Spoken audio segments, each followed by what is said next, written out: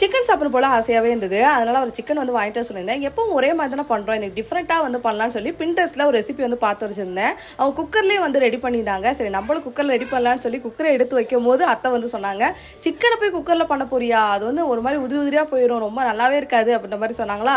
டக்குனு மருமலுக்கான ஈகோ வந்து டச் ஆகிடுச்சு. இல்லை இன்றைக்கி இந்த ரெசிபி நம்ம நல்லா பண்ணி அவங்கள்ட்ட நல்ல பேர் வாங்கணும் அப்படிங்கிறதுக்காகவே குக்கரை வச்சு எண்ணெய் ஊற்றிட்டு சீரகம், பட்டை, கிராம்பு, ஏலக்காய், பிரியாணியில் சேர்த்துக்கணும். இதில் கருவேப்பிலை கொஞ்சமாக ஆட் பண்ணிட்டு வெங்காயத்தை போட்டு இஞ்சி பூண்டு பேஸ்ட் போட்டு வதக்கிட்டு அதுக்கப்புறம் தக்காளி வந்து சேர்த்துக்கணும். நெக்ஸ்ட் வந்து தேவையான மசாலா பொருட்கள்லாம் வந்து சேர்த்துக்கலாம். மஞ்சத்தூள், மிளகாய்த்தூள், மல்லித்தூள் வந்து சேர்த்துக்கணும். நான் வீட்டில் அரைச்ச குழம்பு மிளகாய்த்தூளும் வந்து சேர்த்துக்கிட்டேன். அது டேஸ்ட் வந்து வேற லெவலில் வந்து இருந்தது.